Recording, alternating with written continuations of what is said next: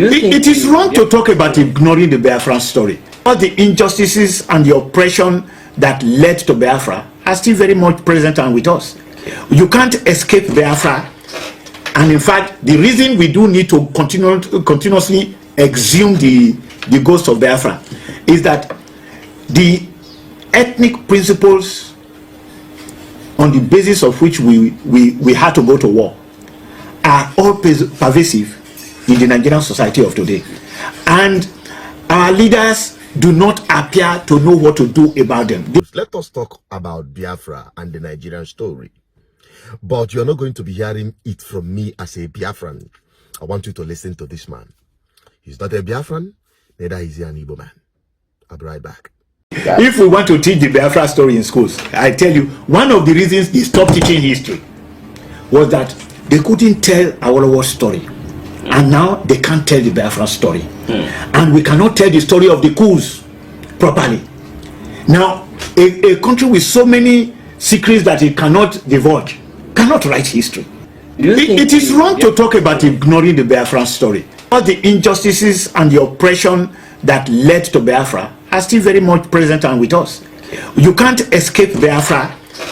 And in fact, the reason we do need to continuously exhume the ghost of Biafra is that the ethnic principles on the basis of which we had to go to war are all pervasive in the Nigerian society of today. And our leaders do not appear to know what to do about them. They start from the wrong premises. Some want to eliminate ethnic groups. It is not possible to eliminate ethnic groups. That old statement by Ahmadu Bello in reply to Zik said, let's forget our differences. Ahmadu Bello said, no, let's understand them. When you do understand them, you will discover that it is possible for those who are supposedly radically opposed to themselves today, it is possible for them to sit at the same table and discuss virtually every problem. And that is the truth. A country that tries to bury her own history because they are ashamed of it. They are ashamed of it. And these same people that are ashamed to tell their own story and also to share their own history, as it were, will always pose on the podium to use American, Abraham Lincoln and the rest of them to do example when they make speeches. What a shame of a country. What a shame of a country. Let them continue deceiving themselves. But I can tell you, as I always say, whether you like me or not, whether you believe it or not, Nigeria will never walk under this circumstance it found itself. Because nothing can be built upon a faulty foundation. The foundation is faulty, and the structures is not just shaking, but has completely collapsed. The center cannot hold anymore. When Buhari was there, you see him, the height of nepotism we've never seen before. Now Tinubu has come in. Nepotism has been redefined. Nepotism has been personified. You can call Tinubu nepotism. And you say this country is one. How one is it? When all the posts, all the offices and appointments, when you get into that office, you surround all your people, all your ethnic nationalities, including your umonna, in the cycle of government. Not minding whether they are competent or not. Not minding your so-called one Nigeria to bring everybody to the table. Nonsense. Let them continue deceiving themselves. But where we are looking forward is at the bus stop. And that bus stop is to restructure this country to regional government. That is the reducible minimum. If there will be any hope to still maintain and hold on to this British colonial contraption, return this country back to regional government. Let every region mind itself. Like I will always say, and the man said it, because this is not the first time you are hearing it. When Zeke was pushing for one Nigeria blindly, looking for the entire Nigeria to govern, told Ahmadu Bello, that they let us forget our differences. I've been saying it every time. I've been put it on our documentaries. You can look up for it. And Ahmadu Bello responded, we are not going to overlook our differences. We rather understand our differences, because we are different people being forced together by British colonial interest. There is no two ways about it. You cannot reverse the history, no matter how far you want to run away from it. And that is the truth. So Nigerians, do not expect the politicians who are your new colonial masters to change anything. It is you that can effect that change. And it can only happen if the right people from among you capture the seat of power. I'm telling you honestly. The only person that can think about it are people who believe in the freedom of the people. Where can we find one? That is the problem. Well, I don't want to say too much, but let the regional socio-ethnic nationalities invoke this revolution. Because these politicians, I bet none of them has that political will to do the needful. I don't know if Tinubu will eventually do it. He's trying to do some kind of mago-mago on it, you know, rigmaroling around it, but he has not gone to do it the way it is. Is it P2B that will do it? Only God knows. To me, I don't think so. That is the truth. To me, personally. Because you will be afraid of Nigeria. Because that is why they are saying, oh, no, we will not want an Igbo man to be president. Let Tinubu do that, and he will win my support for 4th term and 100 million terms in office. Even if you want to die in that Asorok. Install regional government. Shikina. Let me just have your opinion on this anyway. Let the discussion continue in the comment section. Still remain as social debaters. The option is to return to God and confess their sins. Without that, Biafra is going to make Nigerians themselves, you know, denounce Nigeria. That's what it is. It's not a joke. Either by omission or commission, one day it will happen. The sovereignty, the 40 state, the sovereignty of that kingdom. I'm not talking about coming to Biafra and you come with whatever. Already, we have seen, you know, a lot of people like Elon Musk are giving support. A lot of billionaires, American billionaires are giving support. We don't need the whole world. We don't need all the countries of the whole world to back Biafra. All we need is that we can be recognized, even at the United Nations Photo Security Council meeting. We just need America. We just need an Israeli support. Lobbyists finally met with U.S. lawmaker working for Donald Trump and the United States of America, and also met with U.S. Congress members as regards the declaration of Biafra and the independence. They say it's our time the U.S. government, you know, and the world leaders recognize Biafra. What's your take as regards? Let me quote from Ogechuku Nkere. Yes. If you look at what is a silent achiever, is a man who is silently working towards the restoration and recognition of the Jewish black nation in Africa. And if you look at the perspective he is coming from, he has had the will to attract the Speaker of the U.S. Congress, Mike Johnson, to it. He has also brought Mike Robin to it. He has brought so many people, you know, to the platform of agitation for the Republic of Biafra. Like somebody was saying this morning, there's no other way out to get the American solidarity to the Biafran recognition is by doing what the Biafran government in exile knows how best to do.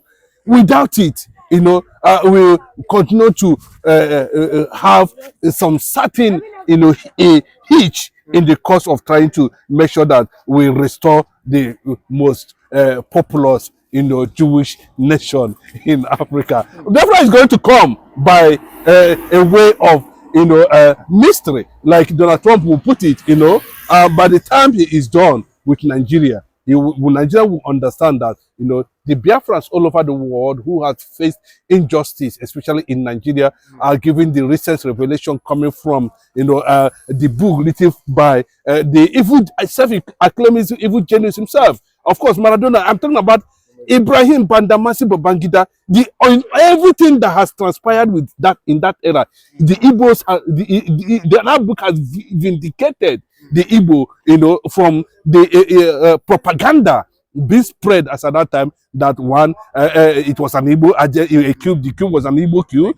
You understand the Aburi factor, how Gowon was not able to complement the issue of Aburi. It was stated in a way, and that is what is attracting the American government interest. And these things could be tendered as evidence before the congressmen to look into the struggle of 1953 to date. That's how many years now? I'm talking about over 70 years of continuous massacre of the people of Middle Belt, continuous massacre of the Igbo people, continuous massacre of Nigerians by whatever that is behind it, whether it is British engineered, whether it is conquest engineered, whether it is an Arab sponsorship, whatever it is. The only barrier that the American government is looking at the moment to stop this unwanted conquest agenda that is going on in Africa, and especially West Africa, is for them to establish a sovereign Jewish black state called Biafra. That's the only thing, and the world needs peace. If the United Nations can be serious about what we are talking about and know that this is not a child's play, this is a reality of humanity. This has become something that people have come to understand. This has even been testified by the enemies of Biafra themselves, that the Igbos are not killers and Igbos are not behind the deterioration of Nigeria, that Igbos are not behind what I think these are the main actors as at that time. Gowon is still alive, even though Gowon has refused to publish the report of the Aburi, which was what IBB is talking about. He refused to publish the report of the Aburi. He refused to make it public. And he refused, on that note again, whether he's been influenced by the British system or to stop the killing before the war. You can see how the Fulanis use Gowon to achieve unnecessary aim, and I should also blame the British tabloid, the BBC, for tagging that coup an Igbo coup, because that was what took the life of over 66 million Igbos because of that single mistake. But the actors have come out to say it clearly that it wasn't an Igbo coup. It was only 2 Igbos. The rest are Yorubas and Northerners. Then how come you were able to tag it an Igbo coup? And that was how it led to the program, the killing of Agui Ironsi. And fortunately too, it was an Igbo man that stopped the coup.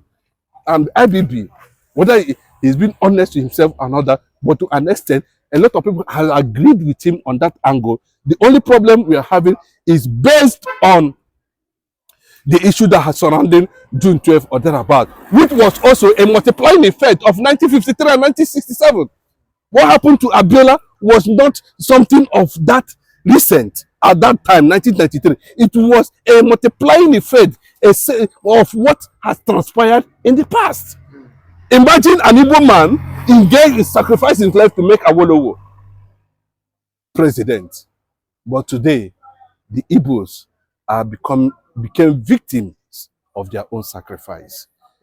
And that is the essence, that it is going to be tendered before the global world as an evidence, and the necessity for the American government to look into this in perspectively, considering the fact that over 6-7 million Christians have been murdered because there's no nation, there's no country they can call their own.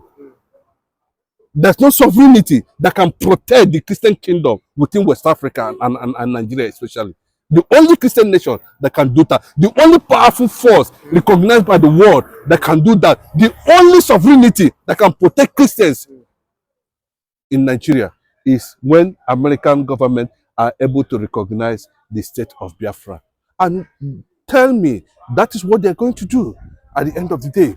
It is not going to be far-fetched. All the people that are standing up against the reality of what is to come, and don't be surprised, you are going to see that 70% of black Americans are going to be part of Biafra when the Biafra come. The likes of Rihanna, them, Cardi B, name them, the hierarchy of Snoop Dogg, so many actors and actresses that have associated themselves with the Unwa agenda. You know what the meaning of Unwa? Niggas with that attitude. That's what they call themselves. Because they know they are blacks and they are looking for a black kingdom where they can proudly say that yes, that the black man has been able to champion and develop a kingdom that them who are also there can be proud of, they can be proud to relocate to and sit down and say, okay, let me, this is what it is. That is what we are talking about. And the Americans will be happy to see some blacks coming to identify, to build a nation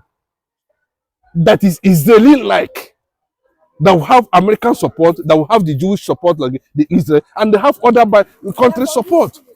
Nigeria has become a scam to the detriment of those who want to advance beyond where they are. And Nigeria has continued to take Igbo man backwards. That's the reality on the matter. And the continuous killing, because what they are looking at now as you are bringing herdsmen to murder people without any provocation.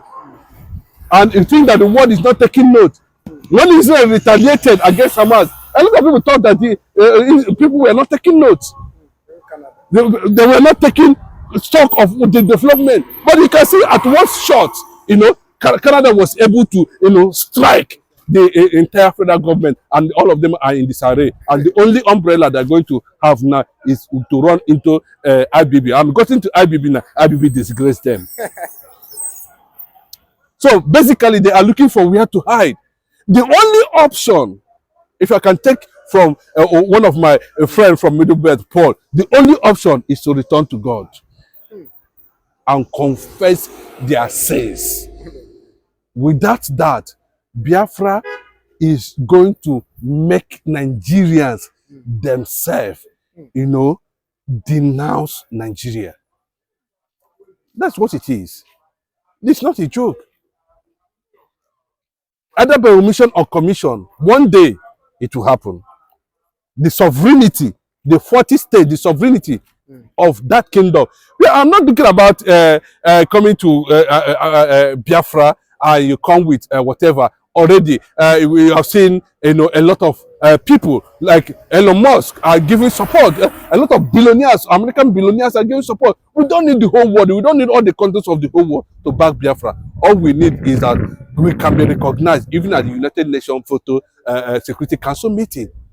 We just need America. We just need an Israeli support, to get started. That's all we need. The Igbo tribe, the Igbo nation, the Biafran kingdom cannot go into extinction because we are protecting the sovereignty and the creation of humanity. We are not against humanity. We are not against existence. It is godly. God has made it the way it is. We don't raise our hand against anybody. We don't raise in any form, be it religious, be it whatever it is. The Biafrans are not killers. What have transpired and led to the war has been revealed now. It's left for the world to judge. It's left for Nigeria also to judge.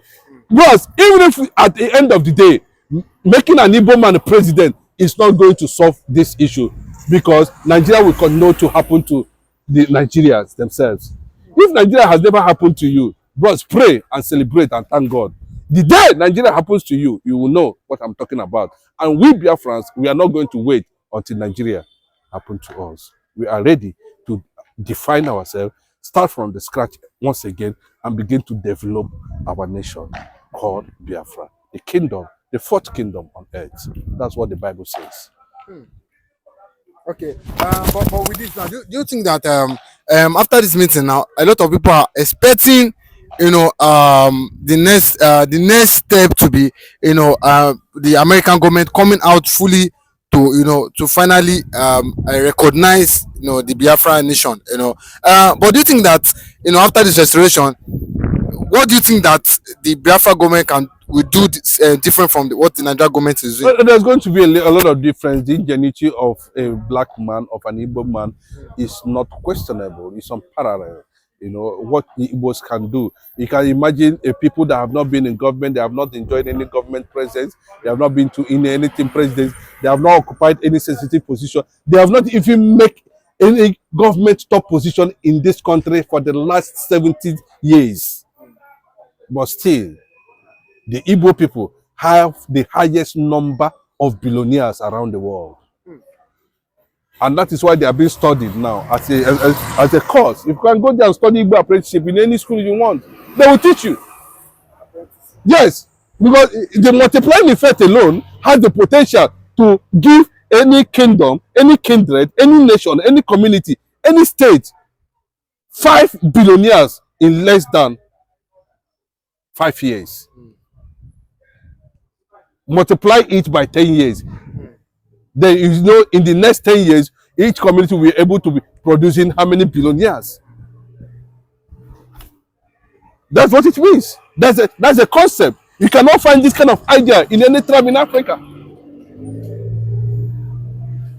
They built it under sweat. They built it under sun. They built it under harsh situation. They discovered themselves as a result of necessity, triggered by the demonic attitude and establishment called Nigeria. What Okechukwu Ekere is trying to do at this point is what we have been advocating for. It's not a matter of killing. We don't need to kill anybody in the East to establish Biafra. All we need is to extend solidarity. Solidarity. Everywhere you find yourself, solidarity. See reasons why this particular race, this particular tribe needs to be protected. And the world is seeing reasons for that. As simple as that. That's what they are doing in the United States of America. And that's what they will continue to do at the end of the day. So it is not something surprise to anybody, but it is something that whose time has come. And I can assure you that in the first phase of Biafran development, we are going to have 15 stadia. Some of them are going to be located at the Atlantic Ocean. Some of them are going to be located at different places. Some of them are going to be established. But I can tell you, the level of development in the next 5 years will equate to that of Dubai in just 5 years.